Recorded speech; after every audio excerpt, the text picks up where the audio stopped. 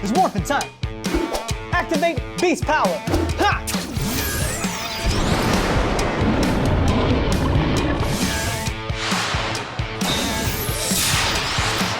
Unleash the Beast! So, Simon, I just watched the finale, and for me, it was very emotionally driven, you know, with scenes like Zoe finally revealing herself to her mom, and that death of Steel during the second act. Was it also emotional for you directing this episode, knowing that it was, you know, the last episode of Beast Morphers, or, you know, was it just another day at work? It wasn't just another day at work. It was definitely emotional. You know, when you're wrapping up a season, I think all the cast are aware that they're going to be heading home at the end of the shoot, and they're probably not going to see each other again very easily. And it's the last time they'll be playing these characters. And so there's definitely a sense of things are coming to an end.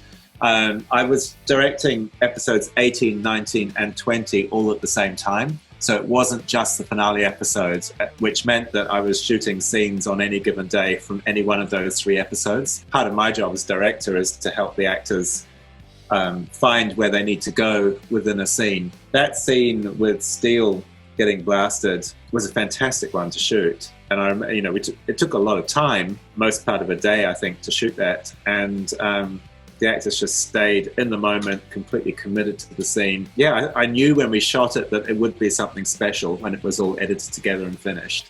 I am a 35-year-old fan of Power Rangers. So what I love about the past few seasons is that it really caters to both kids and adult fans like me. As a director, is there a conscious effort in production to make the show kid-friendly but also cater to adult fans? Not really. I think from a writing and a producing point of view, you've got to keep your target audience firmly in mind. And the audience for the show, first and foremost, is kids. It's the show made for sort of 4 to 7-year-olds, and it has to work for them. If it doesn't work for them, it's not succeeding. And if the older fans of the show, and there are many of them who maybe watched it as kids and have grown up with it, are still enjoying the show, then that's a bonus. That's fantastic. When you're directing, I think the main question is, am I telling the story?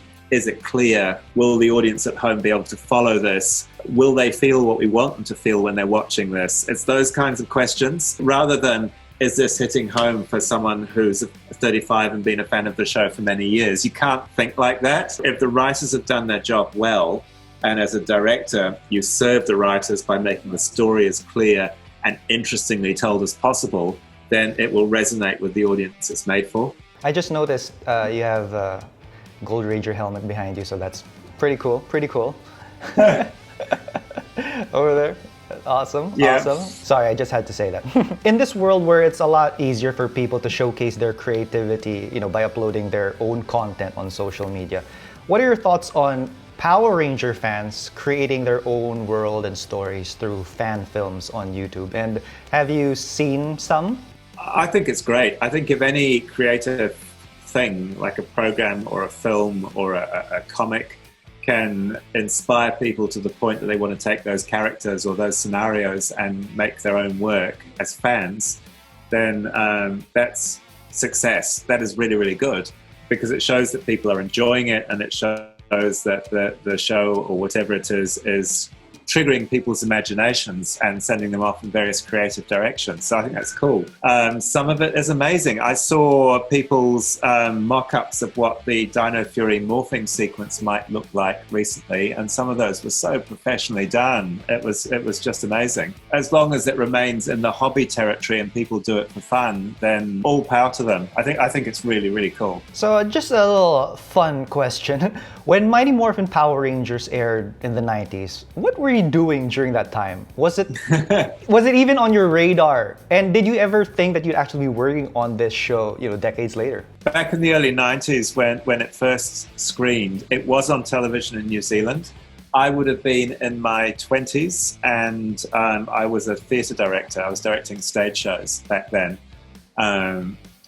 I didn't watch the show, but I was aware of it because it caused a bit of a controversy in New Zealand, because kids started playing it, being Power Rangers in the playground and staging these fights, and there was a lot of concern from parents and teachers people would get hurt. So I knew of that kind of controversy around it vaguely.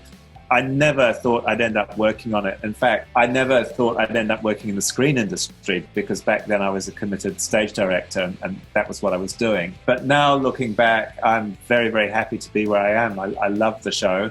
I love the people I'm working with, and I can't wait to get a sense of what the response is to what we're making. As the season of Beast Morphers come to a close, what's the best thing you've learned throughout this whole experience that you think will help you as executive producer, for future seasons? That's a great question. Really hard to limit to just one single thing. I think that within the team that makes the show, like within the Ranger team, the sense of family, teamwork, mutual respect and kindness is really important, particularly in today's world. Given how well known the Sentai material is that Power Rangers is adapted from, I think delivering surprises that will delight the audience, even if they know the original Sentai, is part of the job, and that's something that we keep working at. I think learning that characters need to be relatable. Audiences need to understand them and feel they know them as friends and know what motivates them. That's really important, and that involves giving them arcs across the season so that the characters grow and develop as they encounter various challenges and hurdles. So they're maybe a slightly different person by the end of the season than they were at the start. I think that's really important. And also I think the way in which comedy is integrated into Power Rangers is important, and